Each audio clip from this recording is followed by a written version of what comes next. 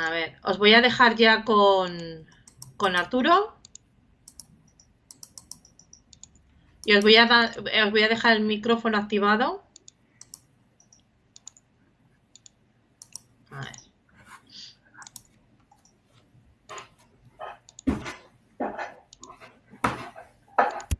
Bueno, os dejo, ¿vale? Buenas Andrés, es que tardes. no te oigo, yo no te oigo, te oye directamente Arturo, no sé por qué, es porque es el principal ahora y entonces por eso te oye Andrés. Andrés te oirá, te Vale, oye Arturo, yo no te puedo oír, ¿vale? A los alumnos no os oigo, ¿vale? vale. Cualquier Venga. cosa, si no, me ponéis en el chat Ajá. y miramos a ver cómo reactivamos en su caso. Vale, Andrés, es que me había salido un mensaje. Ah, vale, estamos pues, ¿no? ¿O qué mensaje os sale?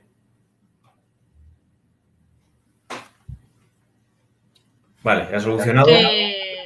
Que pone como que hay que activar otra vez y que no, es que no sé, es una pantalla nueva que me ha salido ahora esta tarde. Pero vamos, luego le dais simplemente a lo de al esto y ya está, ¿vale? Venga, gracias. Bueno, buenas tardes. Espero que hayáis podido echar un vistazo a lo que vimos el otro día. Vamos a hacer un repaso un poco fulgurante a las líneas de la exención de impuesto de patrimonio. Por dos motivos. Porque son unas líneas que nos van a servir también para la explicación de hoy. Vamos a hablar de impuesto de sucesiones y donaciones. Y luego porque además he preparado un par de ejemplos o casos prácticos sobre el tema de la principal fuente de renta a raíz de una pregunta que me ha hecho Álvaro y que efectivamente cuando vi la pregunta que me hacía digo, si es que ahora como al trabajar sin pizarra, pues la verdad es que hay veces que no te das cuenta que hay cosas que hay que hacerlas con un ejemplito porque si no, no funcionan y pasé muy rápido y bueno, pues hoy vamos a ir un poquito más despacio. No sé lo que nos dará tiempo a hacer hoy ni lo que nos dará tiempo a hacer en el módulo, pero que lo que hagamos que nos cunda un poquito, ¿vale? Entonces, ese repaso rápido en cuanto a impuestos sobre patrimonio, os recuerdo que tenemos dos exenciones, las dos dentro del mismo apartado del mismo artículo y que son aparentemente parecidas, pero que tienen su gracia, por no decir otra palabra más fea, ¿no? Tenemos, por un lado, la exención para personas físicas y comunidades de bienes y, por otro lado, la exención para participaciones en sociedades mercantiles. En cuanto a las personas físicas, se nos exige el desarrollar una actividad de forma habitual, personal y directa. En las sociedades lo que nos dicen es que la sociedad no sea patrimonial y que tenga una actividad. Las dos cosas, aparentemente es lo mismo, pero el ejercicio de actividad económica en una sociedad mercantil se define como que sea su principal fuente de renta, sea, digamos, proceda de una actividad económica, pero además nos ponen el requisito de que no sea patrimonial, es decir, que para que sea patrimonial es aquella sociedad que más de la mitad de su activo está no afecto a actividades económicas. Aprovecho para recordar que en ese cómputo del activo no afecto se resta la parte que esté financiada con las reservas procedentes de beneficios empresariales de los últimos 10 años. Vamos a hacer un montón de ejemplos de esto. El otro día dimos mucha teoría, hoy vamos a centrarnos un poquito más en hacer ejercicios, o por lo menos le dedicaremos un poco más de tiempo que el otro día, ¿vale? Las otras dos condiciones que nos ponen para la sociedad es que nuestro sujeto pasivo o su grupo familiar desarrollen funciones de dirección y cobren su principal, digamos que al menos uno de ellos cobre una remuneración que sea más del 50% de sus rendimientos del trabajo o actividad económica.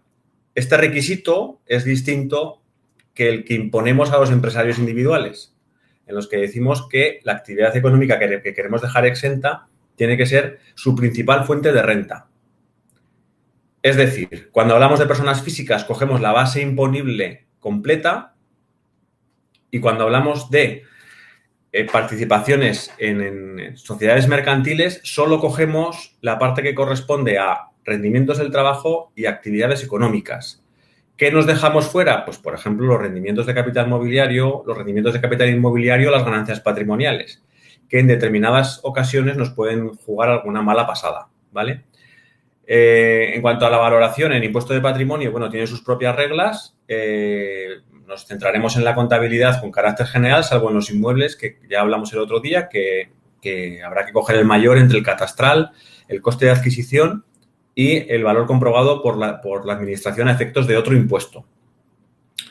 Os llamaba la atención, creo recordar, sobre el proyecto de ley que se quedó parado hace ya muchos meses de modificación del artículo 11 de la Ley de Impuestos sobre Patrimonio, en el que se incluía un nuevo criterio de valoración, que es el valor de mercado.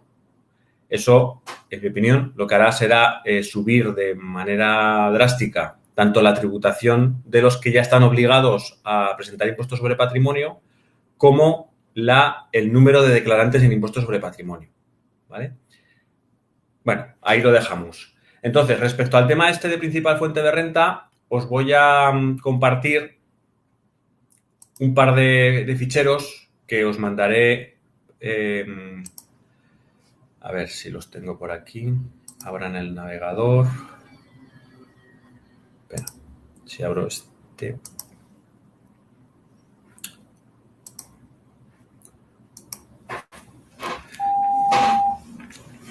Os dejo de mirar porque lo tengo en la otra pantalla, ¿vale? ¿Estáis viendo la de Excel? ¿Me podéis poner alguno, un OK? Sí, vale, perfecto. Bueno, a ver, he preparado un ejemplo pensando en actividad económica individual y otro en sociedades. Y respecto a cada uno de los dos ejemplos, he preparado 3 escenarios. Un inicial y luego 2 modificaciones, porque lo que quiero es que veamos un poco cómo nos incide partidas aparentemente que no deberían entrar en el cómputo, pero que nos pueden hacer un poco de daño o favorecernos.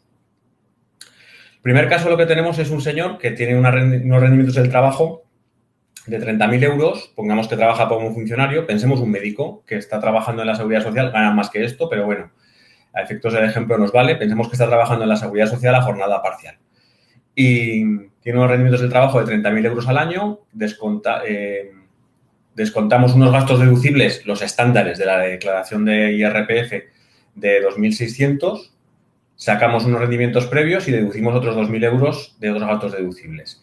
Sacamos, por tanto, unos rendimientos netos del trabajo de 25.400 euros. Primera partida que nos va a incidir en el cómputo de nuestra base imponible. Por otro lado, a ver, se me ha quedado colgada la Excel ahora. Disculpad un segundito, a ver que se sobrevalora lo de ponerse a pensar.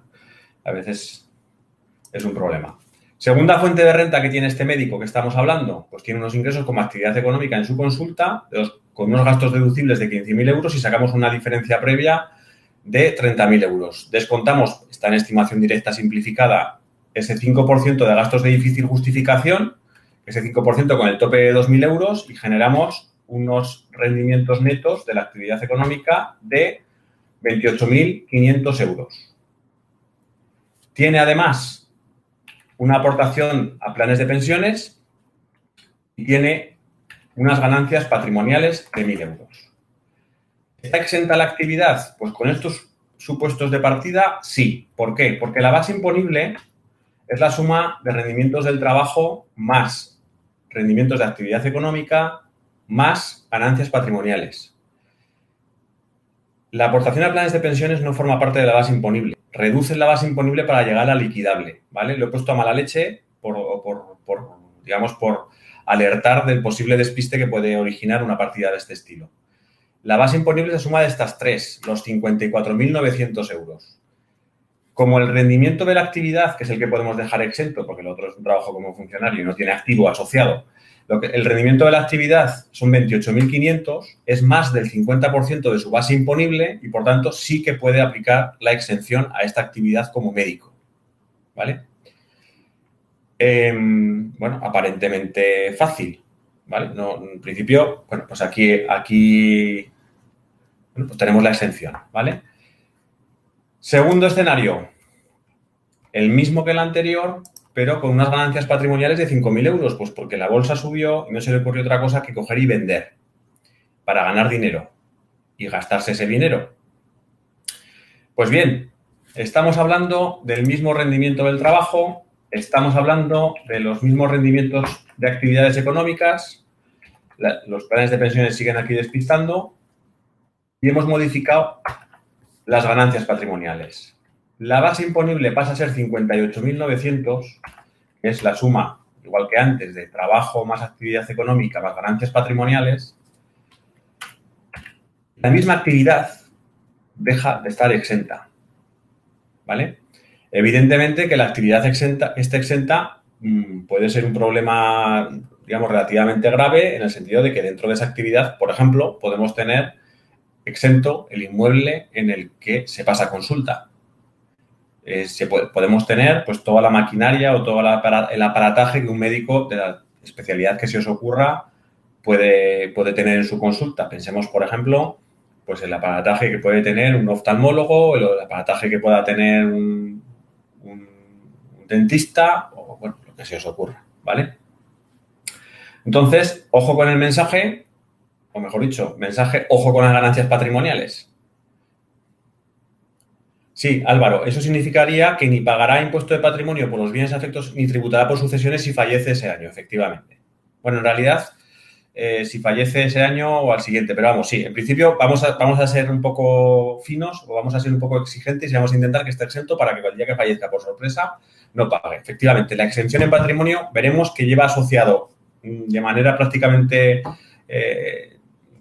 determinante la reducción en sucesiones y sobre todo la no exención en patrimonio lleva determinada la no reducción en sucesiones, ¿vale? En este primer escenario que hemos visto sí que tiene todo exento, todo bendecido. En este segundo, no. Ganancia patrimonial que nada tiene que ver con la actividad, absolutamente nada, pero que le hace salir del cómputo del 50% y hace que todo tribute. Insisto, por una partida que nada tiene nada tiene que ver con la propia actividad, ¿vale?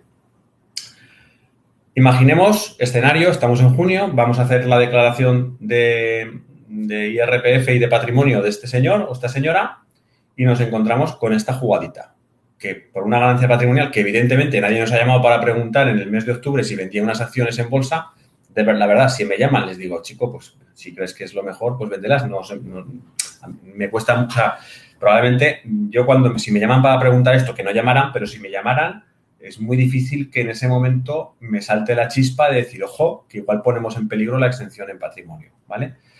Pues bueno, la hemos fastidiado, ¿vale? Tercer escenario. ¿Qué haría en este caso? Pues probablemente, ¿qué haría, o alguna vez lo he hecho, es hacer mal la declaración de la renta. ¿Cómo la hago mal? Dejando de deducir gastos. Dado que la exención depende, bueno, efectivamente, Alejandro, si mueres y te pilla en el momento en el que no tenías la actividad exenta porque habías tenido una ganancia, te cargas con todo el equipo. Es así, es que estamos hablando de problema de patrimonio, que un año te equivocas y es un problema serio. Eso no se puede justificar. Es que el problema es que la ley te lo marca así. O sea, aquí no es que estemos hablando de una injusticia no prevista por la ley. La ley, digamos, te marca el mecanismo de cálculo siendo consciente de que estamos hablando. Y luego hay diversas consultas de tributos en las que, digamos, explicitan lo que va para personas físicas. La norma dice una cosa y lo que va para sociedades, la norma dice otra. Y la fórmula de cálculo es distinta, ¿vale? De todas maneras, ahora cuando veamos sucesiones veremos que en realidad en ocasiones se nos impone que la actividad haya estado exenta en alguno de los 2 años anteriores, ¿vale? Pero, bueno, ahora entraremos en eso, porque en el fondo, digamos, yo lo que quería hacer es un poco el salto de alarma, ¿de acuerdo? Que veáis un poco cómo opera una ganancia patrimonial que nada tiene que ver con su actividad como médico, cómo opera para bien o para mal, ¿vale? Y la solución, no, la solución es mala, la que os estoy proponiendo, es decir, si vemos que nos pasa esto, ¿qué podemos hacer? Pues hasta cierto punto el dejar de meter gastos deducibles, ¿vale? ¿Qué nos va a pasar si dejamos de meter gastos deducibles? Pues bueno, que vamos a pagar, por supuesto, mucho más en IRPF, ¿vale? ¿Compensa pagar más en IRPF a cambio de tener la exención en patrimonio? Pues intuitivamente diríamos que es raro que pase esto, ¿vale? Pero puede pasar. Imaginemos que no hablamos de una actividad económica como médico. Imaginemos que hablamos de una actividad económica como arrendador de inmuebles y que estos ingresos de actividad económica de 45.000 euros corresponden eso, al arrendamiento de inmuebles y que lo que estemos hablando sea de inmuebles que valen, pongamos, 1,5 millones, 2 millones de euros para que nos den estos ingresos de actividad económica. Claro, si la actividad económica está exenta, los inmuebles están exentos. Y entonces el impuesto sobre el patrimonio, el ahorro puede ser significativo. Hay que hacer números, ¿vale? Hay que hacer números y hay que jugársela a que el contribuyente, nuestro cliente, no fallezca el año. O sea, que no fallezca, porque claro, donde sí que sacamos un ahorro tremendo es si aplicamos la reducción del 99% en sucesiones y donaciones respecto a no aplicarla. ¿Vale? Pensemos en esos inmuebles o pensemos en la consulta. En un patrimonio, digamos, una consulta que pueda valer 250.000 o 300.000 euros, claro, si lo metes al resto del patrimonio no exento y lo metes a la tarifa de sucesiones, pues en determinados casos puede suponer un importe significativo. Ya sabéis que en sucesiones en Aragón tenemos ahora un mínimo exento de 500.000. Bueno, pues claro, habrá que ver el caso, ¿vale? Habrá que ver el caso porque habrá casos en los que el impuesto de sucesiones sea poco relevante porque el patrimonio que recibe cada heredero sea inferior a 500.000. Pero cuando superas ese límite, todo lo que pones por encima va a una escala que es muy progresiva y que puede terminar suponiendo un coste muy, muy alto, ¿vale? Bueno, pues este es el primer ejemplo que quería poneros explicando el tema de la exención en actividad individual. Y quería poneros el punto de alarma en la incidencia de las ganancias patrimoniales. Y quería reiterar la forma de cálculo, que cuando hablamos de personas físicas hablamos de base imponible, ¿vale? Segundo caso que tenemos por aquí. Vamos a hablar ahora de participaciones en empresas, ¿vale? Imaginemos el primer supuesto, alguien que cobra de la actividad de la empresa familiar una remuneración de 12.000 euros, pues ¿por qué? Pues porque es ese miembro de la familia que, como no tiene otras fuentes de renta, pues nos permite que con una retribución relativamente pequeña deje exentos a sus padres y sus hermanos, o a sus hijos o a sus abuelos. Recuerdo que en impuesto de patrimonio la exención, digamos, el grupo familiar a efectos del cómputo del grado de participación y el cómputo y la consideración de si se desarrollan o no actividades de dirección y se cobra una remuneración por ello, incluye a todos los familiares de hasta segundo grado, ¿vale? Bueno, pues tenemos esta persona que tiene 12.000 euros de sueldo y tiene 15.000 de ganancias patrimoniales. Obviamos la aportación al plan de pensiones. ¿Aquí miramos base imponible? No. Aquí solamente cogemos los rendimientos de actividad económica más sueldo.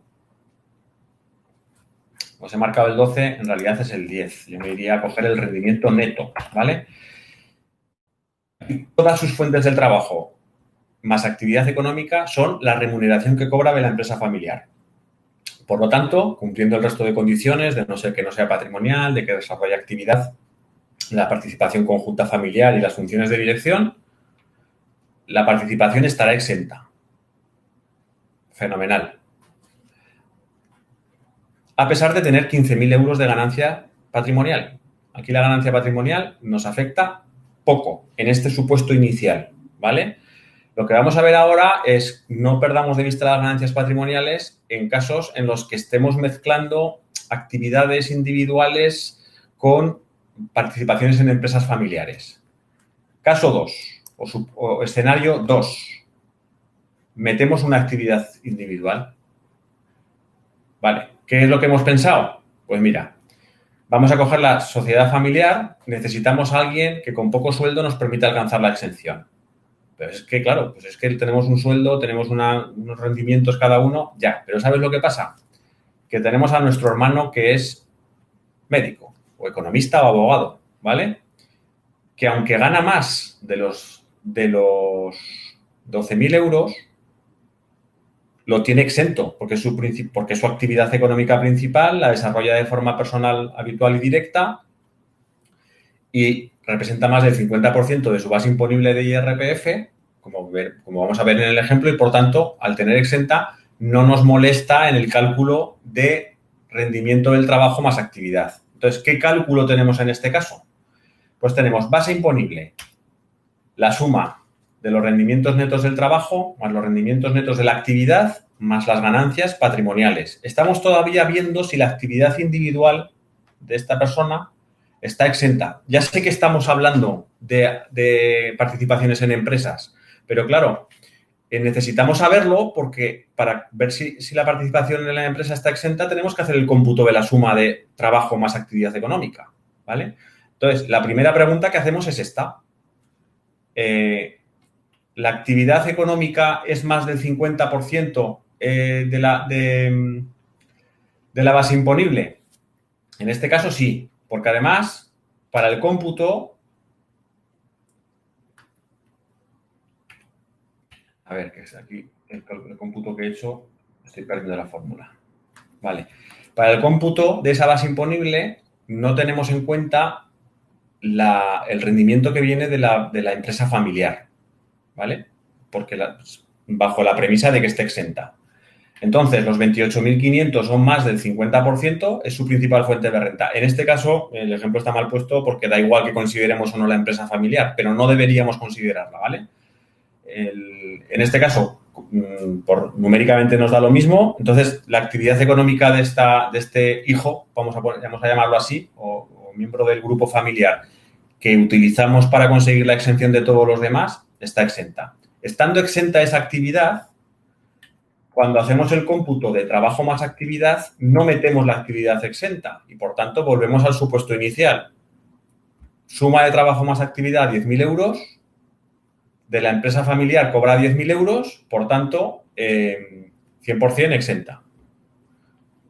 ¿Veis un poco el pequeño lío que tenemos? Es decir, tenemos que mirar primero si la actividad económica está exenta o no, porque necesitamos saberlo para el cálculo del 50% de trabajo más actividad económica.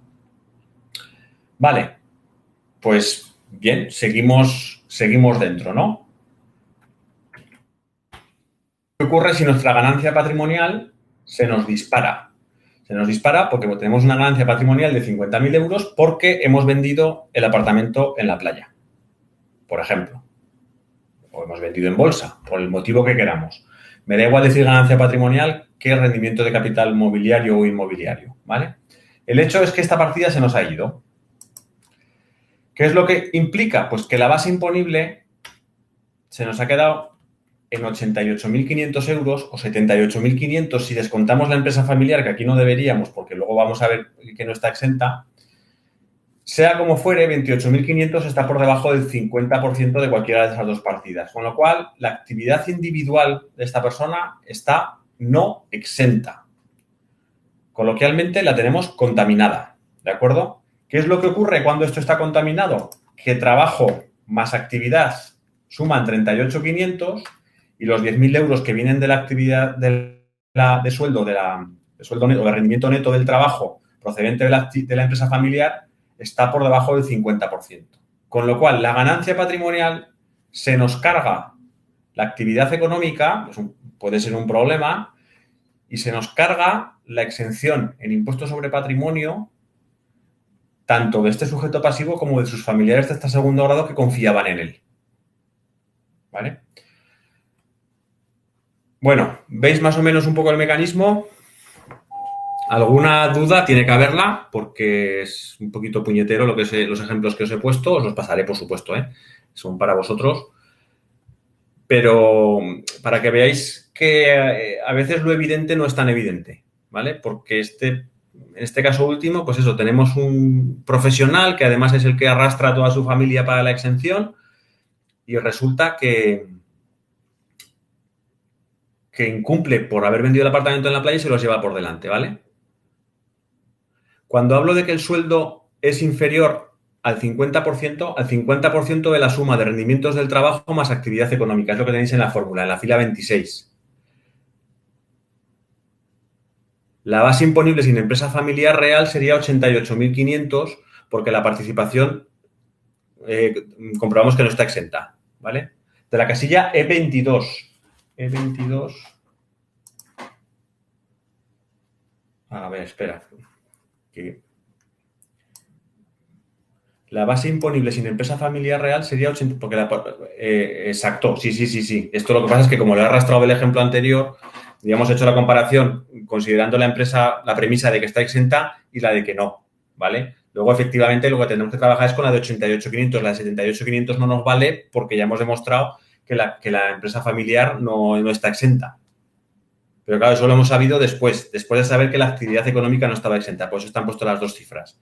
Es un poquito lío, lo reconozco. Tenéis que hacer el ejemplo y meteros en las fórmulas y ver cómo va, ¿vale? Pero sobre todo quedaros con la idea de que por mucho que estemos hablando de una empresa familiar y que estemos hablando de comparar con la suma de trabajo más actividad, hay partidas de la declaración de IRPF que nos pueden hacer daño, o favorecer en un momento dado, ¿vale? Porque imaginemos que tenemos una pérdida patrimonial no derivada de transmisión.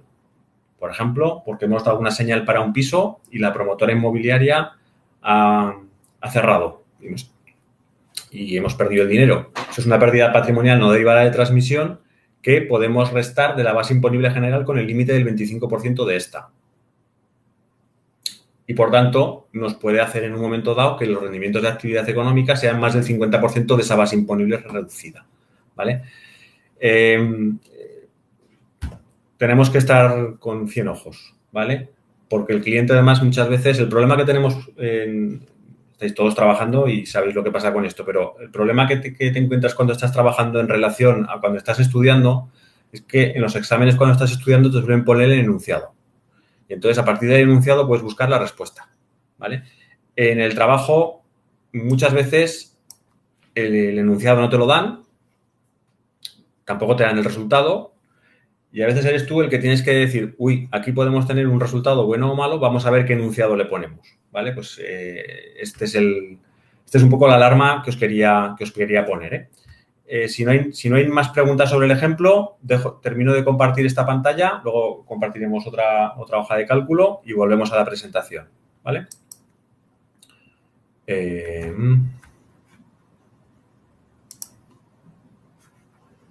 Vale.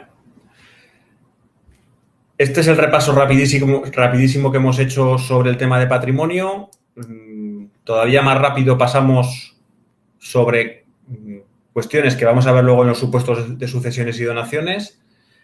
Os recuerdo la doble pregunta que hacemos para saber si hay exención o reducción en sucesiones.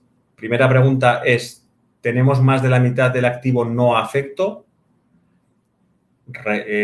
Corrigiendo el importe del activo no afecto por las reservas de los últimos 10 años generadas con una actividad económica o con un dividendo procedente de sociedad de actividad económica. Esa primera pregunta de si tenemos o no más de la mitad del activo no afecto se responde con un sí o un no. Y luego la segunda pregunta es ¿qué porcentaje del patrimonio está exento? Y ahí sí que cogemos únicamente los activos afectos a la actividad y restamos las deudas de la actividad. Y lo comparamos con el patrimonio neto total. Os recuerdo el ejemplo que estuvimos haciendo el otro día de crear sociedades holding para intentar conseguir ahorros y que lo único que conseguimos es enriquecer al asesor fiscal, ¿vale?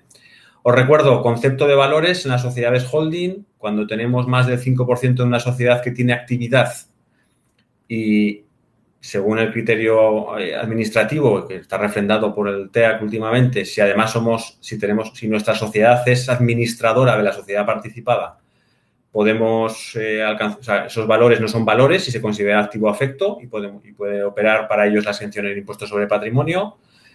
Os recuerdo también el tema del dinero en efectivo, que en principio por una primera lectura de la ley podemos considerar, de acuerdo al artículo, no me acuerdo cuál era, de la ley de renta, se decía que el dinero en efectivo de las participaciones nunca pueden ser activo afecto, pero os recuerdo las sentencias que había, o las dos que os están reproducidas en la teoría, una sobre el agricultor que se murió con la caja llena, que es de personas físicas, y luego también hay otra sentencia que habla de que evidentemente hay una tesorería mínima de funcionamiento, ¿vale? Luego os pondré, cuando hagamos ejemplos numéricos, os pondré un ejemplo muy curioso de una gestoría de La Coruña, que ha tenido un pleito que ha ganado, pero yo jamás hubiera apostado por ellos, ¿vale?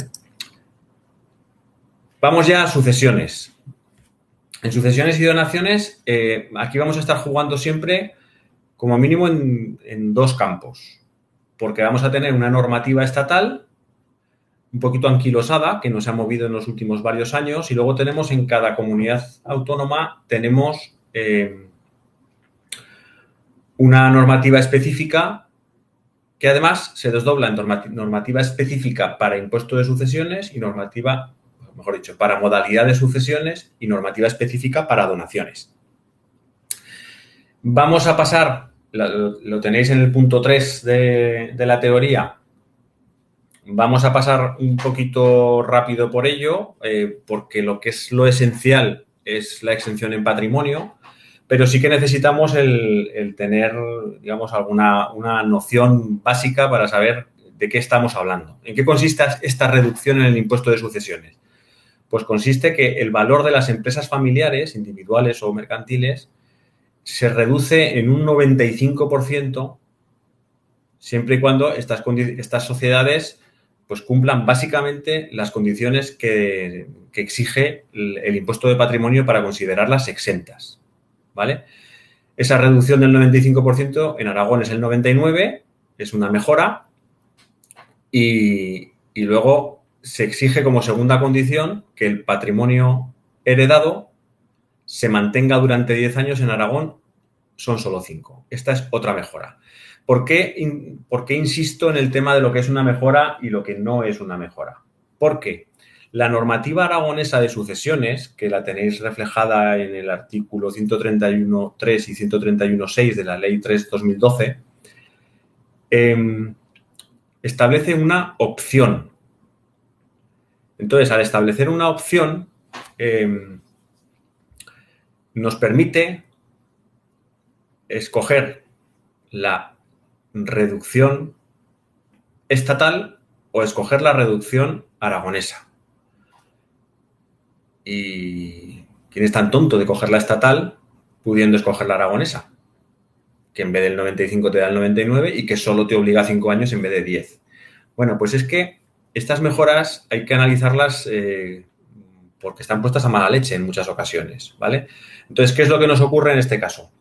Pues que efectivamente tenemos lo del 99% es una mejora, es objetiva, lo de los 5 años es una mejora, es objetiva también, pero ¿qué ocurre cuando estamos hablando de la herencia de una actividad económica ejercida a título individual?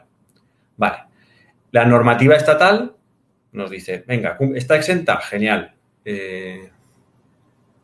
95%, 10 años de mantenimiento y a funcionar. La normativa aragonesa nos dice 99%, genial, 5 años, estupendo, maravilloso, pero esos activos que se heredan deben quedar afectos a una actividad económica. Ni siquiera exige, o sea, no exige que la actividad económica esté exenta, pero exige que sea actividad económica. Entonces, claro, pues todos decimos, pues es que mira, pues como viene de una actividad económica, en principio van a seguir afectos a una actividad económica. Imaginemos, por ejemplo, que lo que tenemos es una tienda o una tienda, del tamaño que queráis ponerle. Pues claro, la tienda era una actividad económica en manos del fallecido o fallecida y seguirá siendo una actividad económica en manos de los herederos. ¿Que cumplirán o no las condiciones para que esté exenta en patrimonio? Como estamos hablando de fallecimiento, nos da un poco igual. Lo que nos dicen es que la tienda queda afecta a una actividad y damos por hecho que es así. Pues fenomenal. ¿Qué ocurre? Que tenemos casos en los que esa afección a una actividad económica no es sencilla.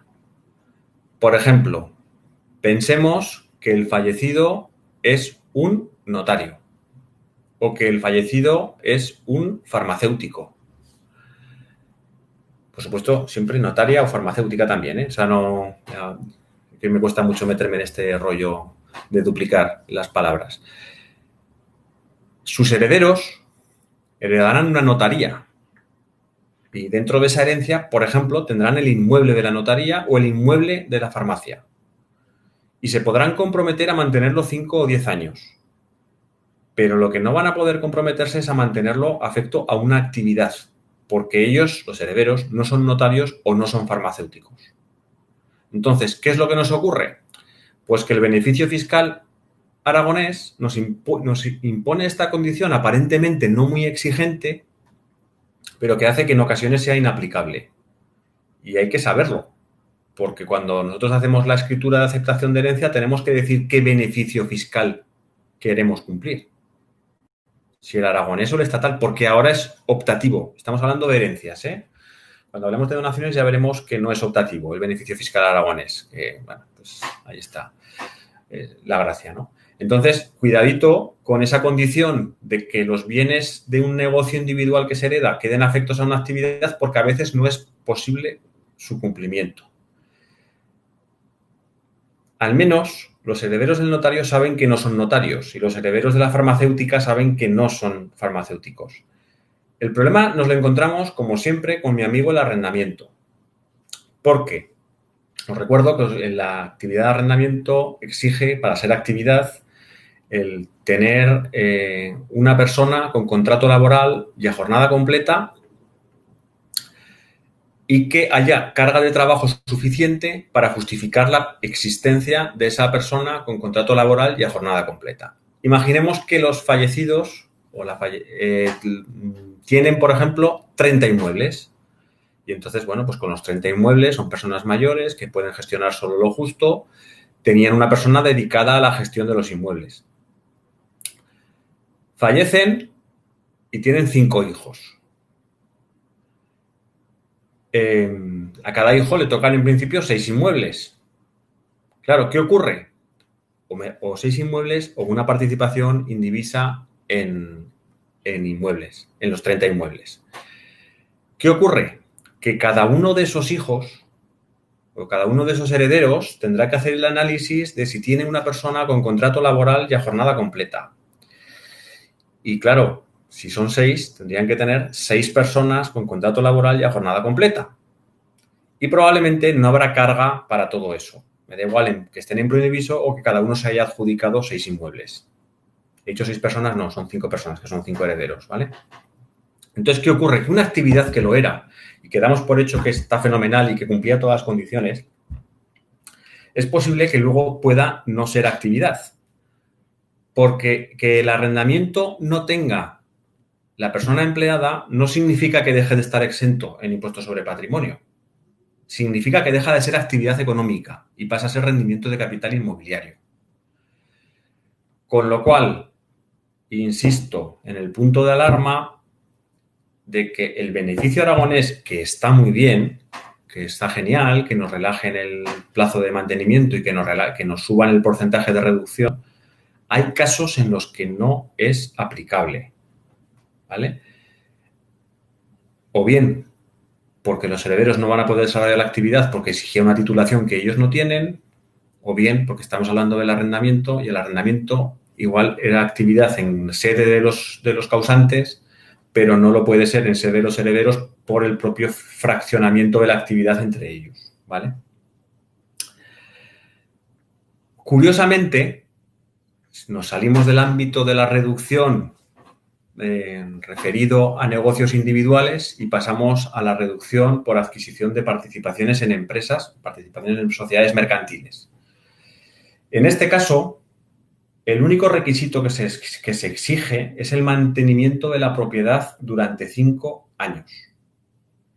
Ni siquiera hace falta que la sociedad desarrolle actividad o que esté exenta en impuestos sobre patrimonio, porque lo que se mantienen son las participaciones. Heredamos una sociedad que vale 1 millón de euros y que desarrolla, por ejemplo, actividades, pues eso, con tiendas. Vamos a pensar en el mismo ejemplo que estábamos poniendo hace un rato. Y conforme heredan, los herederos que no quieren llevar las tiendas, lo que hacen es traspasarlas y cobrar un dinero. Las traspasan y vamos a pensar que las traspasan, pues eso, por el mismo valor que tenían en el momento de la herencia, de momento, ¿eh? Luego haremos ejemplos de otro motivo. Esos herederos que dejan de ser, obviamente dejan de ser empresarios, ¿mantienen la reducción? Pues sí que la mantienen, porque lo que mantienes es la propiedad de las participaciones y el valor. Luego veremos casuística. Lo que se trata es que lo que heredes no te lo gastes. básicamente. Entonces, cuidado, porque la reducción aragonesa no es igual que la estatal y porque la reducción no es la misma cuando estamos heredando sociedades mercantiles que cuando estamos heredando actividades económicas, ¿vale? ¿Esto hay que sabérselo de memoria de pe a pa? No. Aquí esto hay que hacer, creo que era Ortega y Gasset el que decía, solo sé que no sé nada. Lo que hay que estar es atento, porque cuando surja un caso de estos, lo que tenemos que hacer es ir a estudiárnoslo, ¿vale? Porque por muchas veces que pases por encima, te terminas muchas veces dejando cosas por el camino. Yo he pasado por encima de esto muchas veces y preparando esta clase me he dado cuenta que en la modificación que hicieron en las Cortes de Aragón en noviembre de 2018, antes se admitía que los herederos, no habiendo ascendientes o descendientes, fueran los familiares hasta cuarto grado y en cambio ahora solo lo dejan hasta el tercero. Es decir, lo mismo que tenemos en la reducción estatal, ¿vale? Esa mejora ha dejado de ser mejora. Entonces, hay que mirárselo cada vez y para cada caso, ¿vale? Hay que tener una cierta agilidad, pero la agilidad solo te ha de servir para que te salten las alarmas. No aspiremos a sabernoslo de memoria porque es que está cambiando permanentemente, ¿no? Pero bueno, utilizad, por supuesto, para esto hay que estar permanentemente consultando material. Al final hay que ir al texto de las leyes, evidentemente, ¿no? Los apuntes que pueda haber, los manuales que pueda haber, todas las colecciones que pueda haber, etcétera, están muy bien, pero no dejan de expresar la opinión de un autor, acertado o no. Al final hay que ir al texto de la ley, ver qué es lo que entendemos y a partir de ahí aplicarlo para nuestros clientes, ¿vale? Bueno, hay un segundo beneficio un segundo beneficio asociado a empresas familiares que es la adquisición mortis causa. Yo creo que... Espera un segundito.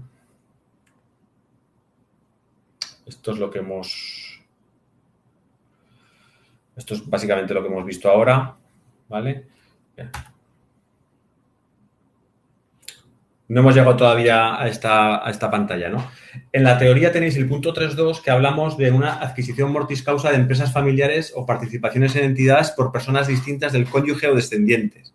Es decir, le doy el negocio a mi sobrino porque es el que lo va a llevar bien. Igual el negocio tiene un valor grande o pequeño, pero se lo doy a mi sobrino y no a mis hijos, ¿vale? Porque mis hijos no saben llevarlo. Pero, claro, mi sobrino, si tengo hijos, no puede aplicar los beneficios de empresa familiar, los del 99%. Entonces, en Aragón, la verdad es que en esto sí que hemos sido, digamos, pioneros. Hay un beneficio fiscal, lo que pasa es que en vez del 99 es el 30% del valor de la empresa, es decir, muy poquito. Y luego encima nos exige que esa empresa tenga al menos un empleado con contrato laboral y a jornada completa. Curioso, porque es la única norma en toda España que exige esto para algo que no sea el arrendamiento de inmuebles. Y luego se nos exige mantener la plantilla media, ¿vale? Yo no creo que se haya aplicado jamás. Si yo fuera el sobrino que tiene que heredar esto, igual les decía a mis tíos que gracias, pero que no, que prefiero que no. Que prefiero que lo hereden mis primos y ya estaré yo de empleado de mis primos o de ellos o de quien sea, ¿vale? Porque, claro, si la reducción es del 30%, es decir, si tengo que meter en mi base imponible un 70% del valor de la empresa, que encima, como soy sobrino, no aplico reducciones familiares porque soy grupo 3, y encima, como se me ocurra tener un poquito de patrimonio previo, aplico coeficientes multiplicadores, sí, es cierto, solo entero el 70, pero claro, como terminan pegándome semejante cañazo a base de aplicar coeficientes correctores, pues termino tributando por el valor entero de la empresa sin ningún problema, ¿no? Y encima me obliga a mantener empleo y me obliga a tener una persona, bueno, supongo que hay muchos negocios que, aunque no quieran, tienen que tener una persona empleada, ¿no? El arrendamiento pone esa frontera porque es donde está la duda, pero en un negocio normal lo normal es que haya más una persona empleada. Pero me obligan a mantener plantilla. Me obligan a mantener plantilla aunque haya COVID. Claro, porque todos estos requisitos que exigen el mantenimiento de plantilla, que nos encontramos en el impuesto de sociedades con cierta frecuencia, como por ejemplo el de libertad de amortización. En su momento tuvimos también algún requisito asociado a mantenimiento de plantilla con reducciones de rendimiento neto en IRPF bueno, pues estos requisitos no entienden de coronavirus. Y los ERTES, por mucho que sean por fuerza mayor y haya sido el gobierno el que nos haya obligado a cerrar, o por mucho que sean por causas económicas lo más justificadas que queramos, suponen una reducción de la plantilla media. Es estadística pura, ¿vale?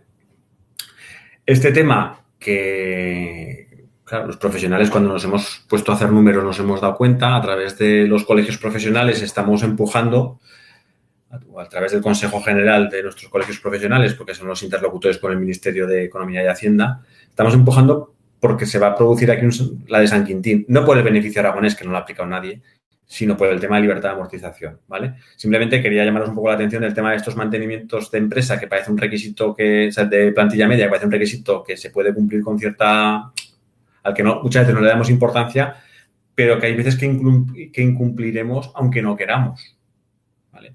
A mí me pasó hace unos años, cuando estaba precisamente lo del tema de la reducción del rendimiento por mantenimiento de empleo, a mí me pasó en el despacho que a dos compañeros, pues bueno, con el paso de los años bueno, pues quisieron hacerse socios.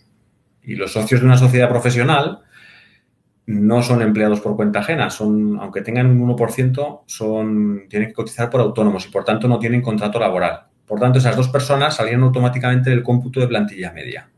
Y por tanto, nosotros, en realidad, físicamente, ellos eran socios, pero había entrado una persona para ampliar equipo.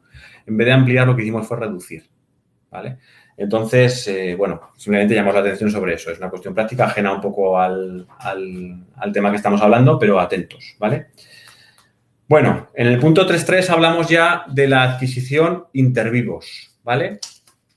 La adquisición intervivos, lo que se nos viene a decir, aquí volvemos a tener en Aragón la diferencia con la normativa estatal de que en vez del 95 es el 99 y en vez de 5 años son 10. Ojo, esta reducción no es optativa, se considera una mejora y no es una reducción propia, sino una mejora y, por tanto, si eres aragonés y se tiene que aplicar la normativa aragonesa en el momento de la donación, no puedes elegir. Exige, digamos, como diferencia respecto a la reducción por sucesiones, que si el donante estaba ejerciendo funciones de dirección tiene que dejar de hacerlo. A estos efectos, la mera pertenencia al Consejo de Administración como presidente honorario, dijéramos, no se consideran funciones de dirección, pero tiene que haber un cambio, ¿vale? No vale decir que soy el presidente honorario y luego firmo todos los talones. Y luego es necesario que los donantes tengan 65 o más años o que estén en situación de incapacidad. Y digo donantes porque si estamos hablando de un matrimonio que está en consorciales, tiene que tener 65 años el más joven de los dos. Por mucho que estemos donando unas participaciones en las que aparentemente el titular es solamente uno de ellos. Si son consorciales, tienen que donar los dos y, por tanto, son los dos los que deben cumplir la condición de los 65 años, ¿vale? En donaciones se nos obliga a que en ese periodo de mantenimiento lo recibido en donación esté exento en impuestos sobre patrimonio. No está mal, ¿vale? Volvemos otra vez a las alarmas. Si me están donando una actividad de arrendamiento, ¿qué pasa? Cambiará el criterio. Imaginemos que nos dicen ahora que el arrendamiento deja de estar exento salvo que tengas 5 empleados por cuenta ajena. Cuando hice la donación estaba cumpliendo las condiciones correctamente. Pero claro, es que el estar exento 10 años en patrimonio es con la normativa de cada uno de los años. Imaginemos que esa actividad de arrendamiento que he heredado, bueno, esa actividad que he heredado, me da lo mismo, digamos, termina entrando en pérdidas por el motivo que sea. Pues porque soy un mal gestor o porque la vida es así. O porque lo que he heredado es un restaurante y llevo 3 meses cerrados por el maldito coronavirus. 2020 probablemente estaré en pérdidas. Si estoy en pérdidas es muy difícil que el rendimiento sea más de la mitad de mi base imponible. Ese año, 2020, incumpliré la condición de exención en patrimonio y, por tanto, me cargaré el derecho a la reducción del 99% por esa donación que escrituré en 2013, por poner un ejemplo. ¿vale? En mi opinión, esta reducción por donaciones es peligrosísima, ¿vale? Solamente en casos muy concretos se puede aplicar. En principio, cuidado, ¿vale? Segunda cuestión, aparte de lo peligrosa que es, no siempre es conveniente. Os ponía el ejemplo, no me acuerdo cuál de los 2 días anteriores, de que tenemos una empresa que vale 3 millones de euros y me empeño en que vamos a transmitirla en vida con una donación. Aprovechando que tenemos la reducción, no tenemos inconveniente, y que además en IRPF me dicen que si puedo aplicar la reducción, tengo derecho a que la ganancia patrimonial que se le produce al transmitente, os recuerdo que la donación es como vender y no cobrar, básicamente, que la ganancia patrimonial que se le genera al transmitente no tributa, ¿vale? Pero para el donatario no se produce actualización del valor, y por mucho que la empresa valga hoy 3 millones, si al que me dona le costó 3.000 euros, mi valor fiscal será 3.000 euros. Cuando luego vaya a vender la empresa, transcurridos los 10 años o los 5 o los que sean, partiré de un coste de adquisición de 3.000 euros, no de 3 millones. A diferencia de lo que me ocurre cuando heredo, que por la plusvalía del muerto, que ya sabéis que no tributa, aunque al fallecido le hubiera costado 3.000 euros, a mi valor fiscal a efectos de una venta futura serán los 3 millones que vale hoy, ¿vale? Entonces, pues mucho cuidado con esto, ¿vale? Luego,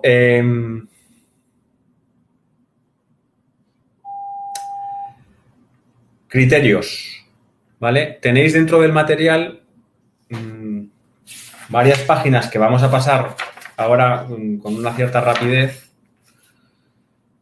con criterios administrativos y jurisprudenciales que nos terminan de liar con este tema y que hacen que, pues eso, 2 articulitos aparentemente cortos, como no entran en casuística, pues la casuística ha venido después, con el paso de los años, ¿vale? Entonces, advertencia fundamental que tenéis que tener presente cuando os pongáis a estudiar un caso de estos. La jurisprudencia estatal no es aplicable a la norma aragonesa. Para eso se han molestado en transformar lo que era una mejora de la norma estatal en una normativa propia. Es cierto que la normativa es muy parecida en muchos aspectos y es difícil que el criterio, digamos, administrativo se modifique sustancialmente, pero tienen derecho a hacerlo. Ahora, cuando repasemos, os explicaré en algún caso que justifica el por qué han hecho ese cambio, porque estaban hasta las narices de algunas situaciones que eran, la verdad, kafkianas, ¿vale? Y que drenaban mucho la recaudación y claro, pues al final se han puesto las pilas y lo han cambiado para que esa merma de recaudación basada en ocurrencias de un técnico de la Dirección General de Tributos en Madrid no repercuta en la recaudación en Aragón, ¿vale? Luego vosotros opináis si os gusta, si no os gusta, si os parece lógico o no, ¿vale? Primer punto, el que vamos a ver un poco, digamos, las polémicas que ha habido, es la compatibilidad entre jubilación y actividades económicas. El ejemplo que os ponía el otro día y que os vuelvo a traer hoy es el del taxista, pero podríamos utilizar el del agricultor, ¿vale? Estos señores se jubilan, pero siguen siendo taxistas. Os ponía un ejemplo de un taxista que tenía 10 vehículos con sus choferes, con el correturnos, con no sé cuántos empleados, que realmente él en los últimos años ya no estaba conduciendo, él lo que estaba era gestionando la empresa. Entre otras cosas, con una aplicación móvil que le decía, que les marcaba a los choferes cuando tenían que enganchar al trabajo y cuando tenían que dejar el coche de vuelta en el taller. Se jubila, total o parcialmente. En aquel momento la jubilación era total, en el caso que os estoy hablando, que estamos hablando de 2007, 2008. Y como pasa casi siempre, cuando te jubilas te mueres. Ya sabéis que suele ser una cosa va detrás de la otra. ¿Qué es lo que ocurrió? Todavía en Madrid no había el beneficio fiscal que existe ahora y entonces fue al tribunal y bueno, pues fue al tribunal, no, fue a la inspección les dijo, oye, no, es que este señor puede ser taxista, pero está cobrando una pensión, con lo cual ya no me creo que ejerza una actividad personal, habitual y directa. Será titular de las licencias, pero él no está gestionando el negocio. Y la prueba es que ha pedido la jubilación y está cobrando una pensión por ello, ¿vale?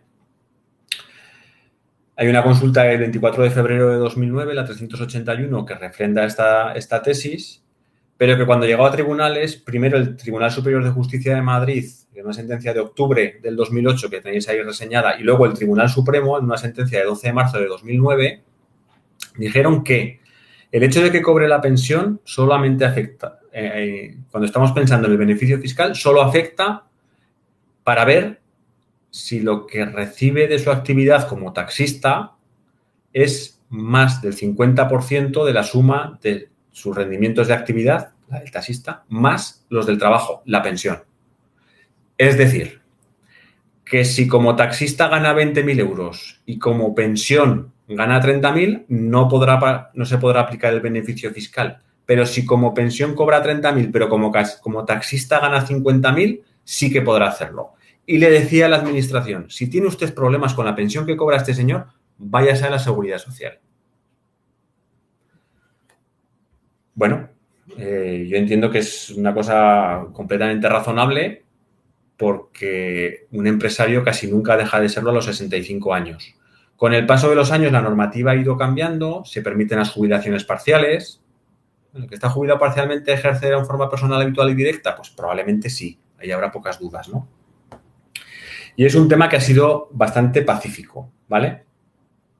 Hasta que, pues yo qué sé, supongo que después de algún solsticio o alguna hoguera de San Juan, que son las que nos tocan hoy, o algo, yo qué sé, pues alguna borrachera en algún momento, pues alguien cogió en la Dirección General de Tributos en Madrid, donde ya todo esto les importa poco, insisto, porque como allí no tienen impuesto de sucesiones y donaciones y patrimonio, lo consideran un tema menor, y ha vuelto a desenterrar la tesis de que si estás cobrando una pensión de la Seguridad Social, no puede ser empresario que ejerza su actividad de forma personal, habitual y directa y, por tanto, no puedes aplicar la exención en patrimonio ni la reducción en sucesiones, sean cuales sean las cifras de las que estamos hablando, ¿vale? Son ya dos consultas. Veremos a ver qué recorrido tienen, porque la tesis del Supremo de hace 11 años sigue estando ahí. Es verdad que no ha habido más que una sentencia, hasta ahora no hacía falta. En realidad son dos, una del 5 y otra del 9, pero claro, ¿cuál es el problema que nos encontramos? Que estas sentencias se refieren a la normativa estatal. Y ahora esa normativa estatal casi no se ha modificado, pero podemos estar hablando de normativas autonómicas en las que sí que haya modificación, que sean mejoras, que no sean normativa propia y, por tanto, sí que sigan a la Dirección General de Tributos de Madrid y empiecen a hacer escabechina con los pocos taxistas que se pueden acoger a este ejemplo y con los muchísimos agricultores que se pueden acoger a este ejemplo, ¿vale? Porque los agricultores son los únicos que se pueden jubilar y seguir siendo agricultores. Está previsto, ¿vale? Entonces, podrán aplicar la reducción o no dependiendo de lo que ganen como agricultores y lo que ganen como pensionistas. Como todos han cotizado por el mínimo, su pensión suele ser muy baja y a poco que ganen como agricultores, si lo declaran todo, es fácil que estén por encima, ¿no? Algún año perderán dinero y volveremos otra vez al riesgo. Pero se ha abierto ese frente de batalla que hasta ahora era pacífico. ¿Había una demanda social que exigía abrir este frente de batalla? Yo entiendo que no. Aquí yo creo que no se estaba produciendo una injusticia. Pero el hecho es que se ha abierto y que tenemos que estar atentos. Y hete aquí que el Gobierno de Aragón, con su recién estrenada reducción propia, evacúa la consulta 2 de 2019. Esta es de principios de 2019. Luego os enseñaré la 6, que es de octubre de 2019. Es decir, que vamos a un ritmo relativamente bajo, porque esto entró en vigor el 2 de noviembre de 2018, la normativa aragonesa. Bueno, pues aquí se refiere al caso de un agricultor, que estaba el tío, si me vais a permitir, estaba jodido de verdad. Es decir, tenía una incapacidad seria que le impedía ir al campo, le impedía hacer cualquier cosa, pero que desde su casa, con una pantalla de un móvil, era el que tenía capacidad para, por ejemplo, encender el riego o apagarlo, o programarlo, ¿vale? Desconozco cuál es esa capacidad exactamente, no sé qué es lo que haría o no. El hecho es que el Gobierno de Aragón abre la posibilidad de decir, me da igual que sea pensionista. Incluso me da igual que sea pensionista por una incapacidad, que sea obvio que no puede ir a trabajar al campo. Si cumple el resto de condiciones, la principal remuneración, ejercicio personal habitual y directo, etcétera, podrá aplicar la reducción. Es decir, en Aragón, en este aspecto, la reducción propia favorece al contribuyente en el sentido de que abre la mano respecto a la ocurrencia de la Dirección General de Tributos de 2018-2019, cosa que hay que agradecer, ¿vale? Segunda cuestión sobre la que vamos a hablar. Vamos a hablar, por ejemplo, del tema de cómo calcular la base de reducción a efectos del beneficio fiscal. Os voy a poner un ejemplo, veis, es que esto, aquí es donde me doy cuenta que echo de menos. Voy a compartir otra vez, ¿vale? Voy a poner una y lo voy a utilizar un poco como pizarra, porque si escribo en la pizarra como tal, os vais a dar cuenta que nunca debería haber pasado de tercero de parvulitos. Vamos a ver. Uso compartido el escritorio, no lo estoy consiguiendo.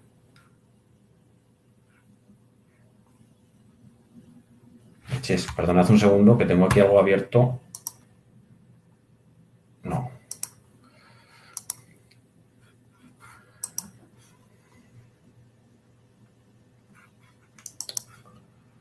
A ver. ¿Veis mi Excel en este momento?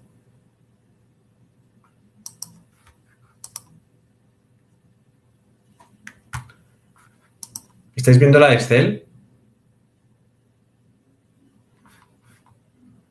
A ver, que sí, perfecto, perdón, es que tengo el chat un poco reducido y no os veía, ¿vale? Bueno, a ver, abro una hoja nueva, lo hacemos sobre la marcha, ¿vale? Imaginemos que tenemos una herencia en la que tenemos una empresa familiar, ¿vale? 10 millones de euros. Falta un cero, pero me pierdo.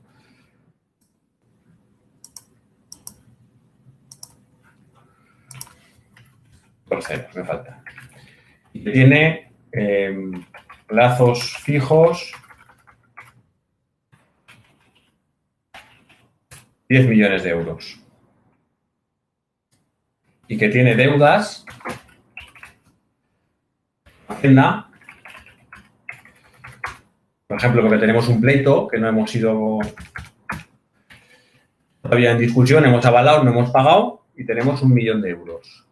Tenemos aquí una herencia, 19 millones de euros, que no está mal. ¿Dónde está la discusión en este punto? Pues a ver, los asesores decíamos, la reducción de empresa familiar me dice que tengo que aplicarla sobre el valor de la empresa familiar, dando por hecho que esta empresa familiar cumple las condiciones y que todo su patrimonio está afecto a la actividad, que no tiene nada no afecto. Para mí, la reducción debería ser el 99% del valor de la empresa familiar.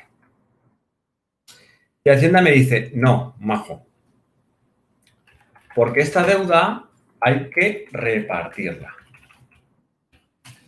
Entonces, realmente, la base que tienes que utilizar debería ser los 10 millones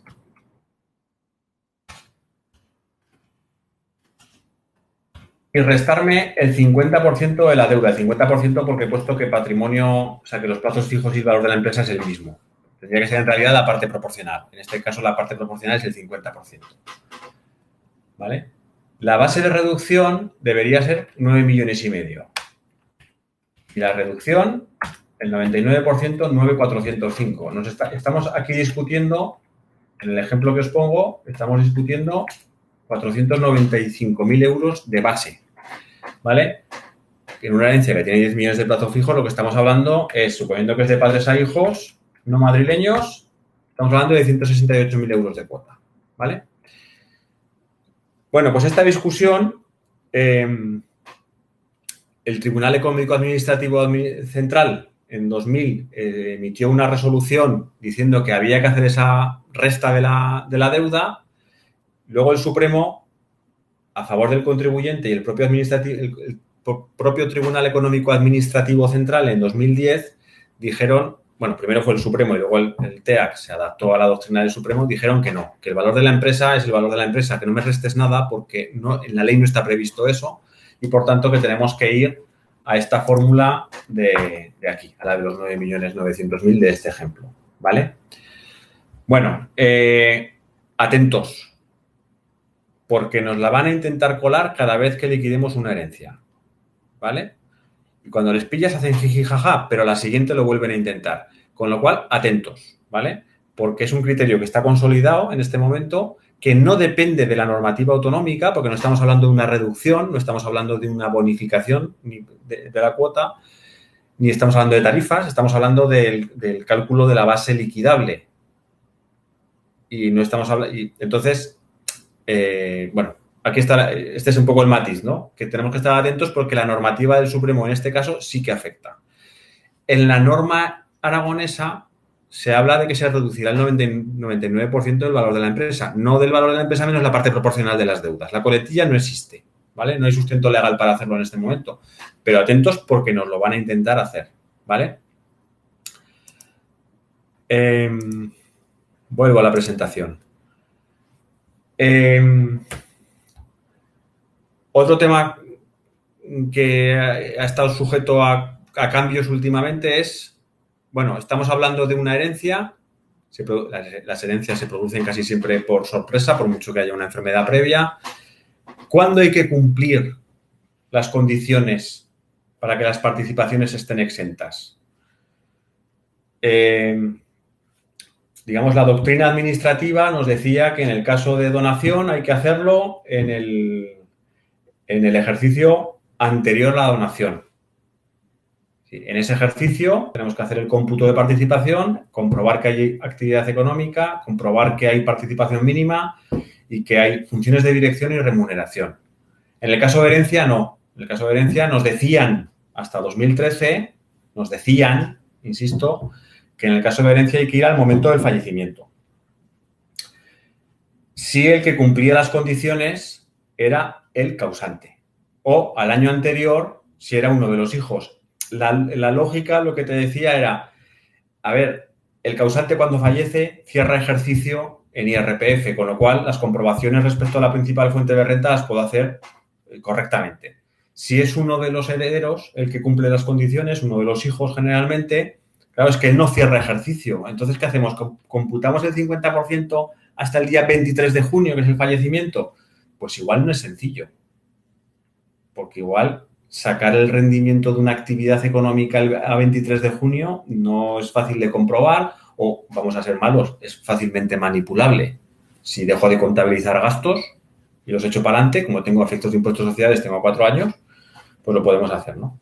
Entonces, teníamos pues esa situación en el caso de las herencias, el más habitual, en el que si el que cumplía las condiciones era el causante, teníamos que ir al año del fallecimiento y si era un hijo, teníamos que ir al año anterior. Si, como habitualmente hacíamos o nos esforzábamos, sobre todo cuando estábamos hablando de patrimonios de cierto volumen y había una actividad de verdad, cumplían tanto causante como los herederos, pues bueno, elegíamos uno u otro, el que nos diera la gana y con eso funcionábamos.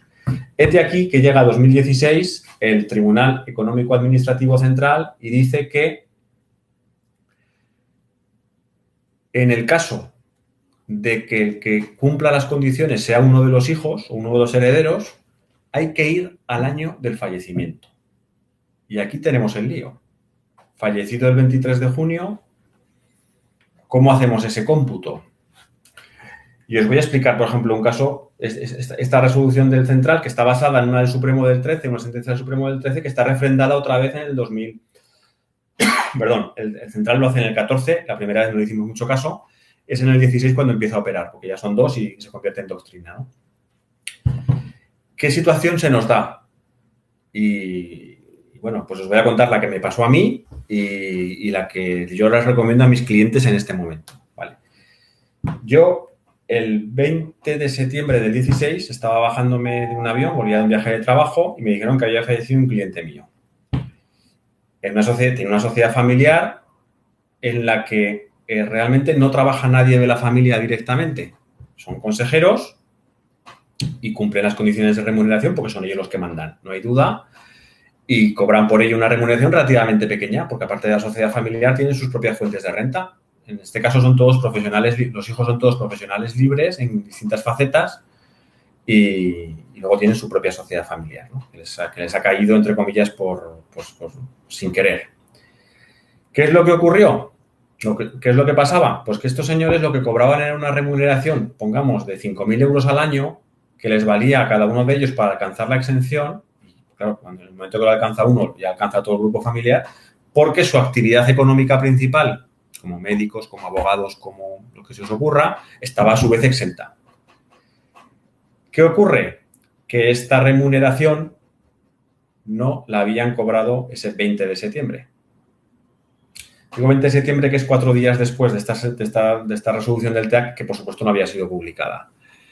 ¿No la habían cobrado? Pues ¿por qué? Pues por pereza. Estaba acordada en junta, estaba el acta legalizada, estaba todo previsto, pero no la habían cobrado. Es verdad que la teníamos en junta y teníamos el acta de junta legalizada y por tanto tenemos una fórmula o una vía de prueba para demostrar que esa remuneración se había devengado antes del fallecimiento, ¿no? Pero claro, aquí me hizo saltar las alarmas. Digo, oye, es que si la exención en patrimonio o la reducción en sucesiones, la exención en patrimonio, porque al final van aparejadas, la alcanzamos a través de un hijo que trabaja en la empresa realizando funciones de dirección, hombre, si tiene un sueldo, probablemente el sueldo se le venga cada día, sobre todo si tiene contrato asimilado a laboral, porque no tiene un 25% de participación, pues evidentemente, aunque el fallecimiento se produzca el 2 de enero, pues el 1 de enero habrá devenga un sueldo de un día, será su principal fuente de renta y tendremos la exención.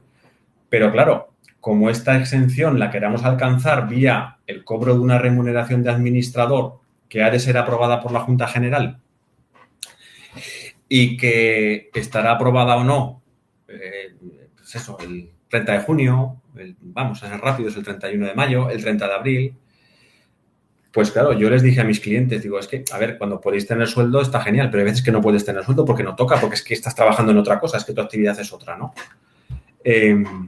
Yo les digo de broma, digo, mira, os dejo que os felicitéis el año nuevo, que os toméis las 12 uvas y una copa de champán, pero directamente os tenéis que constituir en Junta General y acordar la remuneración de administradores del ejercicio en el que acabéis de entrar. No vaya a ser que alguno se atragante y tengamos el lío. Porque el 1 de enero fallecen siempre 8 o 10 personas en Zaragoza, ¿eh? Y el 2, otras 8 o 10. Y el 3, otras 8 o 10. Y claro, tú como contribuyente eres el que tienes que demostrar que cumples las condiciones. Entonces, o haces Junta General o haces una transferencia con la remuneración de administrador conforme te tomas las uvas, ¿vale? Pero que es una carga de la prueba que recae en nosotros. Es la faena. Antes, como trabajábamos con el ejercicio anterior, si estábamos operando con un hijo, si estábamos utilizando al hijo como vía para conseguir el beneficio fiscal, pues podemos estar más tranquilos, ¿vale? Ahora se nos ha pasado. Atentos a este tema, ¿vale? Bueno, son las 7. Me parece que no vamos a poder hacer mucho más casos prácticos. Empezaremos la semana que viene porque es que si no esto lo vamos a dejar como muy tirado, ¿vale? La siguiente, la que tenéis en la página 20, donde se nos dice, en una resolución de 2013, confirmada en 2015, que lo que tenemos que trabajar es a nivel de rendimiento neto. Vale, llevábamos aplicando el beneficio 21 años y nadie se había molestado en definir, cuando hablábamos principal fuente de renta, si hablábamos de beneficio, de rendimiento neto o rendimiento bruto.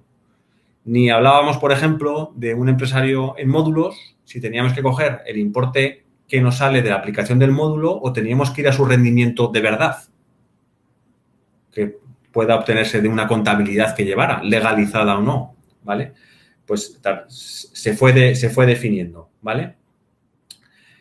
Hablando de la injusticia que hemos visto antes en el ejemplo de la Excel, el TEAC en 2015 dice que a efectos del cómputo de la principal fuente de renta, a efectos de transmisión mortis causa de un negocio individual, hay que coger todas las fuentes de renta, sean puntuales o no, ¿vale?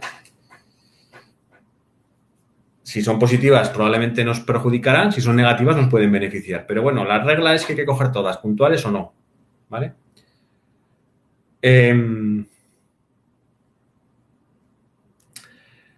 Muy chula, la última que os pongo, está el Supremo de la Sala 3, que es de 2019, que supongo que es novedad 2018-2019, que dice, bueno, ya hemos definido el criterio, todo está genial, ya tenemos claro que hay que coger la renta del año para ver si es la principal fuente de renta, etcétera. Pero es que va este señor, que es un agricultor, y se muere sin haber cosechado. ¿Vale? Se muere con muchísimos años, con una trayectoria como agricultor de muchísimos años, menos 15, que son los que tardó en entrar en el campo, o menos 12, que es lo que tardó en entrar en el campo, porque es una persona muy mayor y antes esto no se controlaba. Todos los años ha cumplido las condiciones, pero claro, es que el hombre se muere no ya el 1 de enero, se muere el 15 de marzo. Y en el hemisferio norte, el 15 de marzo solo hemos cogido catarros, es muy complicado cosechar nada. ¿Vale? Claro, si no tienes ventas, tu rendimiento es negativo o cero, pero vamos, negativo probablemente. Muy difícil que un rendimiento cero o negativo sea más del 50% de tu base imponible. Es imposible matemáticamente. Entonces el Supremo se apiada de esta situación y dice que, bueno, mire usted, que sí que está muy bien, pero si con un criterio de racionalidad se demuestra que este señor era empresario y que esta era su principal fuente de renta, que déjese de monsergas. La pena es que esto tenga que llegar al Supremo. Que haya un inspector que vea a un agricultor que lleva toda la vida siendo agricultor, desarrollando una actividad que es su principal fuente de renta y levante un acta. Que un inspector jefe la ratifique. Que vaya a un tribunal económico administrativo regional y la ratifique. Que vaya al Tribunal Superior de Justicia de la comunidad que sea y lo ratifique. Y tenga que llegar al Supremo, que últimamente está con el I+D que no para, y entonces redefine lo que pone las leyes. Sería mucho más fácil modificar la ley y adaptarlo a ese tipo de casos. Pero, bueno, no. El hecho es que tuvo que llegar al Supremo. Bueno, tenemos esta buena noticia que si nos encontramos un caso de estos en herencias, pues bueno, que tenemos capacidad de discusión, ¿vale? Y bastantes probabilidades de ganarlo, ¿vale? En cuanto al mantenimiento de las participaciones, no se pierde el derecho por transmisiones gratuitas entre herederos. Te dono, me donas, decidimos que aunque nos ha caído una empresa familiar y nuestro padre decidió que fuera a terceras partes entre los 3 herederos, oye, que lo gestione la que lo está gestionando todos los días y nosotros ya nos quedaremos con otra cosa que aunque valga menos, la disfrutaremos más. Bueno, pues ese tipo de transmisiones gratuitas, ese tipo de acuerdos que hay, o te dono porque considero que es injusto que a mí me hayan dado más que a ti o lo que sea, no supone incumplimiento, porque, digamos, lo del plazo de mantenimiento se mide a nivel de grupo familiar, no a nivel de cada uno de los herederos, ¿vale? Tampoco es problemático la compraventa entre herederos, ¿vale? Hay una resolución de La Rioja y una consulta de la Dirección General de Tributos de 2011 en el mismo sentido, perdón, de 2005 en el mismo sentido. No pasa nada si en el testamento no ponía nada o no había testamento, hemos heredado en proindiviso y claro, es que ¿qué vamos a ser? ¿Los propietarios en proindiviso del 100% de las acciones de la sociedad familiar? Pues no, lo que vamos a hacer es para ti de la 1 a la no sé cuántas, para ti de la no sé cuántas a la no sé cuál y para mí de la no sé cuántas hasta la última. Y cada uno tenemos nuestras propias acciones, podemos ejercitar nuestros derechos de socio de forma individual, sin necesidad de que para cada voto tengamos que ir por unanimidad porque estamos en proindiviso. Y luego, además, yo con mis acciones podré hacer casi lo que, bueno, no lo que me dé la gana, pero tengo facultades para transmitir a mis hijos, ignorarlas en búsqueda de financiación, lo que se nos ocurra, ¿no? Bueno, pues esa conversión de un proindiviso en lotes individuales no supone tampoco incumplimiento del plazo de permanencia, ¿vale? ¿Perder dinero después de heredar supone incumplir el requisito de mantener el valor de lo heredado? No. ¿Perder dinero? No. Hacer una operación societaria en la que, por ejemplo, las acciones que heredo de una sociedad las meto en un proceso de fusión con otra sociedad que no estaba en la herencia o las aporto a una nueva sociedad holding, pues si, mientras esas operaciones estén acogidas al régimen especial de fusiones, escisiones, aportaciones no dinerarias y canje de valores de la Ley de Impuestos de Sociedades, no tendremos problema. Esto con la normativa estatal. En la aragonesa eso estaba contemplado explícitamente, pero en la última modificación, en la que entró en vigor en noviembre del 18, ese párrafo desapareció. ¿Por qué? Pues en su momento no lo supimos. Yo me encontré con ese caso y hice una consulta, y es la que se resuelve como consulta número 6. La tenéis reproducida, un resumen al final de la página 21, y en la que nos dicen que efectivamente, si esa operación está acogida al régimen especial de impuestos de sociedades, no se considera incumplimiento del plazo de permanencia. Pero lo raro es que lo quiten de la ley para luego mantener la interpretación de que sigue siendo válido. Bueno, ahí está, ¿vale?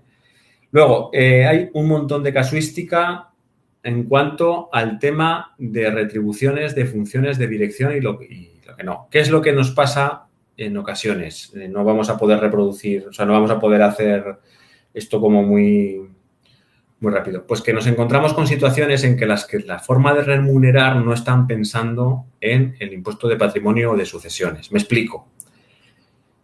Grupo de sociedades en la que tenemos una sociedad holding, en la que están todos los miembros de la unidad familiar y que de la cual cuelgan sociedades en las que tienen el 100%, para hacerlo sencillo, ¿no? ¿Qué ocurre? Que el hijo que está gestionando la promotora inmobiliaria cobra el sueldo de la promotora inmobiliaria. No es socio de la sociedad de la promotora inmobiliaria. Es socio de la holding, que es dueña del 100% de la promotora inmobiliaria. El socio que tiene la distribuidora, perdón, el hijo que trabaja en la distribuidora de alimentación, cobra de la distribuidora de alimentación. Pero no es socio, ni él ni nadie de su familia de la distribuidora de alimentación. La socia es la holding. ¿Qué es lo que ocurre con esto? Que nos estamos cargando la exención en el impuesto sobre patrimonio. Porque nosotros analizamos las participaciones en la holding. Perdón, María, entonces en este caso el agricultor se puede aplicar la reducción en ISD, la aplicarán sus hijos, efectivamente. Sí, en el caso que he dicho del agricultor que no había cosechado, con la sentencia del Supremo la podrán aprovechar sus hijos. Esa es la novedad, ¿vale? Vuelvo al tema de la remuneración. De esos criterios que son lógicos con un criterio puramente empresarial, y es que si te estás trabajando en la distribuidora, cobras a la distribuidora, eso hace que la holding no cumpla las condiciones. ¿Por qué? Porque no hay nadie que esté cobrando una remuneración que sea su principal fuente de renta. Me diréis, oye, pues que cobre el hijo ese de la distribuidora, que cobre de la distribuidora y que cobre de la holding. Ya, pero es que tiene que cobrar de la holding más de la mitad. ¿Vale? Es decir, tiene que cobrar más sueldo de la holding, que no está haciendo nada, más que ser holding. Tiene que cobrar más que lo que cobra de la distribuidora o de la promotora inmobiliaria. Hombre, hacemos lo que nos da la gana. Ya, pero ten en cuenta que estás diciendo que la holding tiene que cobrar por un servicio de dirección de la distribuidora o de la promotora inmobiliaria y resulta que tienes dentro un gerente que cobra un sueldo por ello, que es el mismo hijo, ¿vale? Entonces, este tipo de casuísticas, el que muchas veces pensamos con un criterio empresarial y no con un criterio fiscal, nos genera mucha polémica que os invito a que, por favor, la reviséis en toda la casuística que os pongo aquí, ¿vale?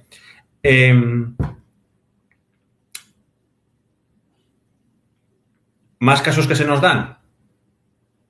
Oye, yo soy el gerente de mi empresa familiar, que es un taller.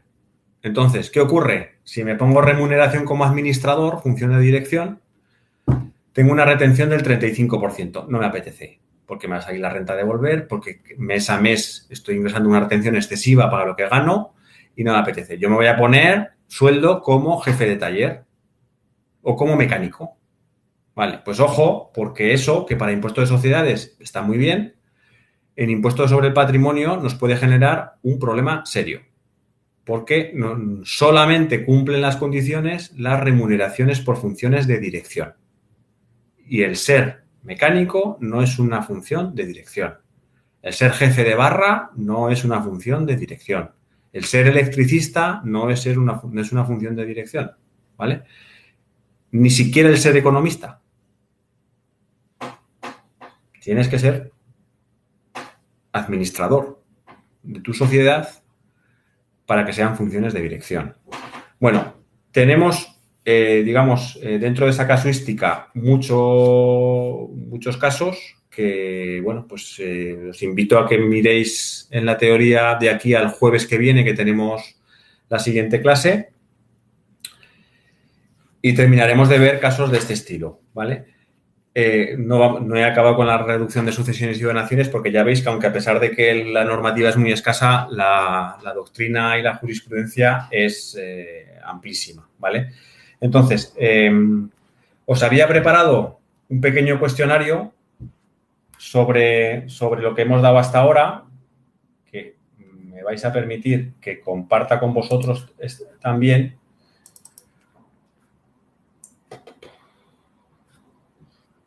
Si lo encuentro.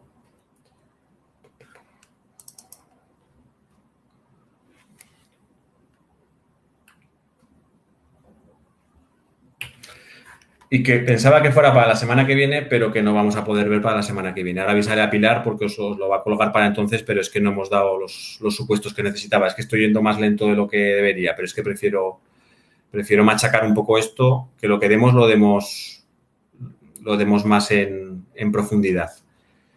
Entonces, bueno, por mi parte son las 7:15. En principio deberíamos acabar aquí la explicación. No tengo inconveniente. Cualquier duda que tengáis la vamos resolviendo. Si queréis, seguimos viendo casos de este estilo.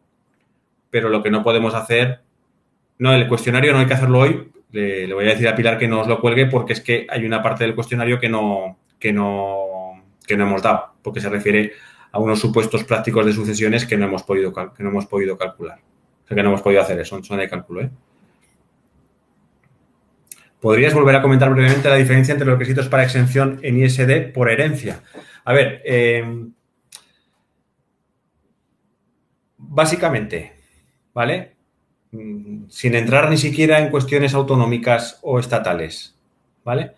La filosofía es, la herencia se produce cuando se refiere a persona distinta del causante. Ah, la que te he dicho yo del tema del mantenimiento, ¿estamos hablando? La que he dicho que no... ¿O de qué estamos hablando? A ver, diferencia entre los requisitos para exención en ISD por herencia. ¿Te refieres al tema de la remuneración? Te abro un momentito el micrófono que igual, en vez de estar jugando a las películas, lo hacemos más fácil. ¿No tienes micrófono? No tienes micrófono, ¿verdad? No tienes micrófono. Vale, a ver, estamos hablando entonces lo del tema de la remuneración, lo que os he dicho después de las uvas, hacer la Junta General, ¿verdad?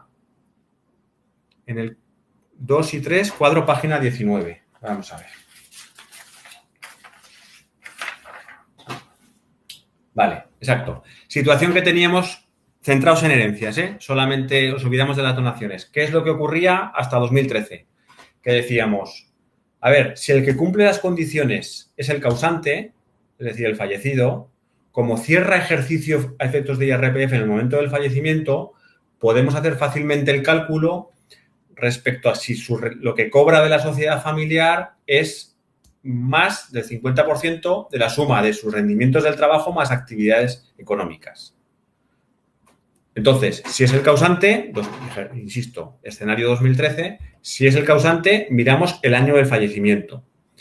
Si la exención o la reducción en sucesiones y donaciones la alcanzamos a través de uno de los hijos, ¿por qué? Pues porque los causantes eran ya muy mayores, estaban jubilados hace mucho tiempo y los que estaban gestionando la empresa eran los hijos. Como teníamos participación conjunta, la función de dirección bastaba con que la hiciera uno de ellos, es el gerente, es el que manda en la empresa al 100%, o el director general, y cobra una remuneración que supone no ya más de la mitad de sus rendimientos de actividad económica y trabajo, sino el 100%. Vale. Lo que dice, si son los hijos los que cumplen, tenemos que ir al año anterior al del fallecimiento. ¿Vale? Esto era la normativa hasta 2013. Nos dicen, si son los hijos en 2013, vamos al año anterior al fallecimiento porque a los hijos no se les interrumpe el periodo impositivo por fallecimiento del padre o la madre. Y, por tanto, no podemos hacer un cálculo de si es su principal fuente de renta o no, o es más difícil, ¿vale? Yo quiero ver las declaraciones, no quiero ver nada más, hacer un cálculo, coger la casilla con la casilla, ver el 50% y funcionar.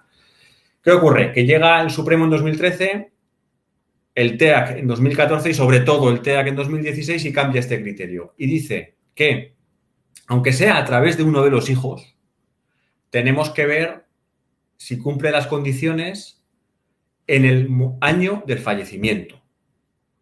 Y entonces aquí es donde se nos generan los problemas. ¿Por qué? Porque si la remuneración que percibe el hijo es por una relación laboral con la sociedad familiar, pero relación laboral pues porque el hijo no tiene un 25% y por tanto su contrato es laboral, aunque no cotice a Fogasa y aunque no cotice a paro, pues desde el primer segundo del año nuevo está generando una remuneración que si no tiene otra fuente de renta cumplirá y será no ya el 50%, sino el 100% de sus rendimientos del trabajo y por tanto no tendremos riesgo. ¿Qué ocurre? ¿O dónde tenemos el riesgo? Cuando esa remuneración que cobra el hijo no es por una relación laboral, sino que es una remuneración puntual o periódica que ha de ser aprobada por la Junta General de la sociedad. Esa Junta General, en el momento que se produce el fallecimiento, es más complicada de convocar, porque parte de las acciones, mientras no se hayan heredado, están en un limbo, en una herencia yacente, que bueno, pues si hay fiduciarios habrá representación, si no, difícilmente. Entonces, ¿cuál es la caricatura que hacía? Digo, pues, a ver, tened en cuenta que si ha de ser un hijo el que cumpla las condiciones, asegurémonos que las cumple desde el primer momento. Es decir, fijémosle esa remuneración de Junta General desde el primer momento. Tomaos las uvas, constituiros en Junta General y aprobar la remuneración de administradores del año que acaba de empezar. Y a ser posible dejar prueba de eso, para que si se produce un fallecimiento en la primera parte del año, podamos decir, no, es que cumplo las condiciones porque en el año 2020 que estamos, yo cobro una remuneración que es mi principal fuente del trabajo o actividad económica, porque lo otro que cobro como actividad económica como médico lo tengo exento, o como médico, como economista, como abogado, y mi remuneración como administrador, aunque sean 2.000 euros al año, como no tengo con qué compararlo contaminado, es el 100% de mi fuente, de mi rendimiento del trabajo o actividad económica y, por tanto, cumplo las condiciones. El salto, o sea, digamos, el cambio normativo lo que nos obliga es a eso, a aprobar cuanto antes la remuneración y que, además, he entendido, que no me entraba en la cabeza que la exención... sí, a ver, la exención en patrimonio y en sucesiones y donaciones hay que medirla a nivel de grupo familiar. Os recuerdo que la participación, si es del 5%, o sea, si estamos hablando solamente del causante o de un sujeto pasivo, si es una participación individual es el 5%, pero si lo cogemos conjuntamente con familiares de hasta segundo grado, llega hasta el 20%. ¿Vale? Entonces, cualquiera de ellos puede cumplir. Dentro de lo que hemos dejado de ver, y que veremos cómo podamos la próxima clase, dentro de lo que hemos dejado de ver, nos daba una situación que era realmente curiosa, y era que teníamos un matrimonio que tenía el 100% de las participaciones en la empresa. Y el hijo, con participación cero, era el gerente y director general y cumplía todas las condiciones de remuneración, etcétera. ¿Qué ocurre? Que fallece uno de los dos padres, ¿no? Entonces, ¿qué le dice la inspección? Dice, no, el grupo familiar no es el matrimonio y el hijo. El grupo familiar es el matrimonio. Y por tanto, porque los hijos no tienen ninguna participación. Y por tanto, tenemos que ir a ver si el matrimonio cumple funciones de dirección y cobra una remuneración que sea su principal fuente de renta del trabajo y actividad económica. Entonces, ¿qué es lo que...? Bueno, pues le niegan la aplicación del beneficio fiscal, van a tributar y ahora no recuerdo si fue el Supremo o el TEAC el que dice, bueno, cuando hablamos de grupo familiar, antes y después del fallecimiento, ¿vale? Nos vale igual, aunque el hijo no tenga ninguna participación. Es verdad que entre los padres y los hijos tienen más de un 20%, aunque los hijos no tengan nada, y lo entendemos así y dejamos aplicar la reducción. Esto, nosotros, a ver, tradicionalmente, si estábamos atentos, lo que hacíamos siempre es al hijo que estaba dirigiendo la empresa le vendíamos una participación, aunque sea el 0,00% de la empresa, ¿no? Aunque sea muy poquita. Pero para que hubiera grupo familiar, a efectos del cómputo del grado de participación, y que ese grupo familiar fuera el que cumpliera las condiciones. Uno de ese grupo familiar, aunque sea alguien que tenía muy poca participación. Tenía muy poca participación, pero mucha dirección y mucha remuneración. Y nos valía, ¿vale? O sea, que el hijo puede tener un 1% y los padres el 10%. El 10% cada uno, sí, exacto. El 19. Sí, por supuesto. O los padres el 19,99 y el hijo el 0,01. Eso es. Sí. Ahora ya nos permiten que los padres tengan el 20 y el hijo no tenga nada, ¿vale? Pero aún así, esto si nos pasa, pues tenemos que defenderlo, pero si lo podemos planificar, vamos un día al notario y que le vendan una participación y ya está. Y así computamos el grupo familiar en su conjunto, ¿vale? Esto es un lío, ¿vale? Ya veis que hay mucha casuística y no os la tenéis que saber de memoria. Os vuelvo a decir lo mismo que os decía antes cuando hemos estado haciendo los cálculos. Aquí lo que importa es que os salten las alarmas, ¿vale? Que os salten las alarmas sobre situaciones que os pueden generar un problema y que estéis atentos, pues eso, pues, que tengo esta situación, a ver, ¿cómo lo puedo solucionar? ¿Tengo que poner un sueldo a alguien? ¿Tengo que vender? ¿Tengo que transmitir unas participaciones? ¿Tengo que renunciar a la pensión de jubilación? A ver si por cobrar una pensión de jubilación de 20.000 euros pongo en peligro una exención de una actividad económica que solo gana 15.000, pero que tiene activos que vale 2 millones. ¿Vale? Este tipo de alarmas son las que tenemos que estar atentos. ¿Vale? La semana que viene, cuarta clase de... Sí.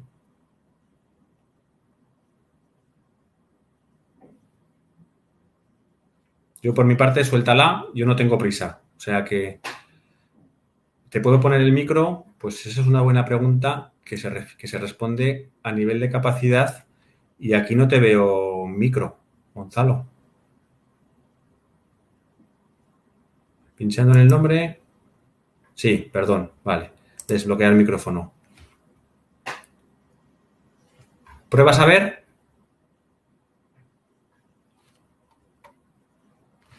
¿Qué? Ahora, sí. Te acabo de oír. Vale, es sobre renta, pero es que estoy atascado en el trabajo y si nadie más... Espérate tú a ver si te puedo responder. Dime. Dime. Ya, me la jugaré a lo que me digas. Si no te sé responder, seré sincero y lo que sí que intentaré será responderte mañana, ¿vale? Pero lo que no sé si te sabré responder sobre la marcha. Vale. Bueno, es un matrimonio, la cliente es ella, ¿vale? Que se divorció en 2019. Sí. Y la vivienda habitual, que es la única que tenían, vamos, la compró él cuando era soltero. Pero al casarse ella empezó a aportar cuotas del pago en la hipoteca. Por tanto, entiendo que es de ambos. Por el código. Es un derecho de crédito, ¿no? Entiendo. ¿No es así? Sí, o sea, él la compró pero pidiendo un préstamo y ella empezó a aportar, o sea, empezó a pagar parte, vamos, de la hipoteca. Sí. Vale, entonces al divorciarse llegaron a un acuerdo entre ellos, sin abogados ni nada, y él le da 60.000 euros por quedarse con el piso y 1.500 por quedarse con el ajuar. Y eso es todo lo que hacen en la división de los bienes del divorcio. Entonces esos 61.500 que no salen en los datos fiscales de Hacienda, ¿qué hay que hacer y cómo tributan? ¿Cómo tributan? Para mí de ninguna de las maneras, porque ella lo que había hecho había sido generar un derecho de crédito de no sé qué importe que lo cancela contra los 60.000 euros. Ella no transmite una participación en nada porque no tenía nada. Pero es que tiene un préstamo a su marido. Hay un artículo del Código Civil, el 1300 no sé qué, que dice que la vivienda y el ajuar, si aunque fueran privativos, si en el momento de casarse empieza a pagar la otra persona, pasan a ser gananciales o algo así. Sí, pero a efectos fiscales es que aquí no ha transmitido nada. Y no sería, y no sería como una ganancia patrimonial o algo así. Es que el problema es que no veo transmisión. Me lo voy a apuntar para aprender, pero yo no veo transmisión. Igual soy muy contable y poco jurídico, pero yo no veo transmisión. Claro. Vale. El ajuar, mira, te concedo que has vendido el ajuar. Pero probablemente cobras 1.500 euros por el ajuar y te costó mucho más. No, ya. Vale, pero claro, y en caso de que la vivienda sea de ambos, eso sí que tributa. Perdón, en el caso de que la vivienda sea... ¿De ambos? ¿Eso sí que tributa? No, a ver, no, en principio no, porque la distribución de cosa común, no, o sea, de la distribución del régimen matrimonial de consorciales o gananciales o en general la distribución de cosa común, si es indivisible, no tiene más que la vivienda y se la queda uno y el otro compensa económicamente, no genera ganancia patrimonial. Vale. Eso está recogido en el artículo 33.1, me parece que es. Vale, o sea, que sea de ella o no, no tributa en principio. Yo entiendo que no, pero te lo confirmaré mañana, ¿vale? Vale, y otra pregunta, esto ya, bueno, si no salen los datos fiscales de Hacienda, ¿Hacienda te puede pillar fácil o no? Si no lo Es que hay cosas que les llega a Hacienda que le llegan tarde, ¿vale? Sobre todo temas de subvenciones, por ejemplo. Cuando hace unos años daban 1.000 euros por cambiarse de coche, nunca aparecían los datos fiscales en verano. Ya. No, pero quiero decir, esto, a mí la mujer esta me ha dicho que fueron al banco los dos y que ya está, que él le hizo una transferencia de 61.000. No. A ver, del caso que me has dicho no aparece en ningún sitio porque no hay nadie que pueda comunicar eso. No, pues eso digo, que Hacienda le puede saltar alarma de algún tipo. En plan, han entregado a esta cuenta 60.000 euros o... No, pues es que de hecho ella estaba prestándole dinero a su marido. Sin un título. Ya. Y lo que está haciendo ahora es, según mi tesis, está así un poco fundamentada, lo que está haciendo es recuperar lo que había prestado previamente. Ya. Ahora, si me dices, no, es que ha prestado 40.000 y se lleva 60.000. Pues ojo, Bueno, tampoco sé lo que ha puesto, pero vamos. Claro, no, ni lo sabe ella tampoco, claro, pero... Porque normalmente, pues cuando estás conviviendo, pues haces las cuentas como las haces. Igual ella está poniendo más para la casa y él está poniendo más para otra cosa, o al revés. Igual él paga la hipoteca entera y ella está pagando la comida de todos, ¿no? Entonces, ese cálculo es complicado. Yo, en principio, te diría que no hay ganancia porque no hay transmisión. Pero insisto, mañana lo miraré. Bueno, de todas formas, esto ya, o sea, yo me quedo con esa respuesta que me parece válida y tal. Pero mírate el artículo, es que creo que es el 1350 y algo. Son dos artículos. Vale. Uno pone que los privativos son privativos para siempre, excepto a la vivienda, y te lleva al 1357 o algo así. Y te pone que esos, eso. Pero vamos, da igual. En cualquier caso no tributa. O sea que... Para mí no. O sea, la disolución de la cosa común no tributa. Entonces, por ahí no tienes problema. Yo tengo la duda de eso. Si se lleva 60.000 y solamente haya puesto 40... Ya, bueno, pero... Me da igual. Sí. Vale. Muchas gracias. Venga, no hay de qué. ¿Alguna cuestión más? Espera, te silencio, Gonzalo.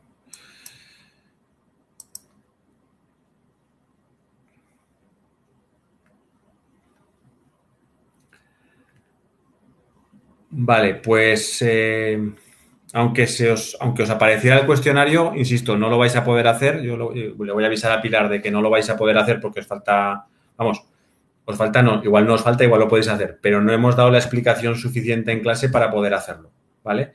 Entonces, la semana que viene incidiremos en el tema de sucesiones y donaciones y luego los 2 últimos días veremos vinculadas. La desventaja de que sea la clase con la modalidad online es que no hay que dedicar una clase al examen. El examen os lo pondré después con otro cuestionario como el que haremos de prueba dentro de unos días. Así que yo creo que dedicaremos 2 horas dos sesiones a vinculadas y con eso daremos una buena parte del material. Hay muchas cosas que no vamos a dar, las tenéis en el material teórico, os las indicaré, pero no podemos. Es que, claro, la clase es la mitad del tiempo de lo habitual. Y no he querido recortar el material porque, al final, ahí lo tenéis. Y cualquier duda que podáis surgir, por supuesto, cualquier cosa que surja, leéis el material, aunque sean cosas que no hemos dado en clase, las podéis ir preguntando, ¿vale? Si os adelantáis un poquito con el tema de las que hemos estado viendo ahora de doctrina y demás, que no exige demasiada explicación la lectura de lo que hay allí, sí que yo os contaré os completaré con algún ejemplo un poquito más, digamos, coloquial, alguna de las cuestiones, 3 o 4 de las que tenemos aquí, pero el resto las daré por dadas, ¿vale? Y la semana que viene empezaremos ya con ejercicios de sucesiones y donaciones, que en la hora y media de clase, nos dará, y empezaremos con algo de teoría. Pilar, ¿te has incorporado? Que te veo por ahí. No entro. Sí, Pilar, te has incorporado, ¿verdad? Sí, estoy. Vale. Que les estaba diciendo que el cuestionario no lo vamos a poder hacer esta semana, ¿vale? Vale. Sí, eso lo he oído y te iba a preguntar ahora, entonces no lo cuelgo. No lo cuelgues, lo colgaremos después de la clase del día 2, que inevitablemente sí que vamos a dar porque vamos a empezar con lo que nos falta para poder hacerlo. Vale. Pero, vale, es que hemos ido quizá un poco más despacio de lo que esperaba porque no he sabido medir bien los tiempos, pero es que quiero dar esta parte como una sacada, porque es que si no se va a quedar a medias. Vale. Perfecto. ¿Le subo la solución esa del 3? No, que lo que nos falta es hacer el caso 3 para poder hacer luego el cuestionario. Entonces, vale, perfecto. Vale, lo pues que entonces haremos nada. No, entonces no subo nada. No subes nada. Esta semana vale, vacaciones. perfecto. Muy bien. Ok.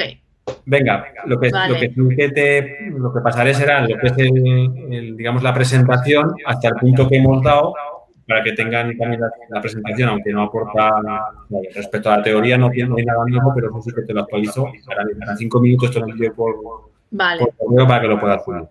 Vale. Y los Excel, efectivamente, y los dos casos que hemos hecho a primera hora, sí, eso también. Vale, pues me mandas lo que tengo que subirles y se lo subo. Son 3 ficheros, exacto. Vale. Okay. Venga, pues gracias, oye, a todos vosotros. Venga. Arturo, me mandas lo que quieras que les ponga, ¿vale? Vale, perfecto. Venga, un saludo. A través de la plataforma, por correo, y lo iremos intentando.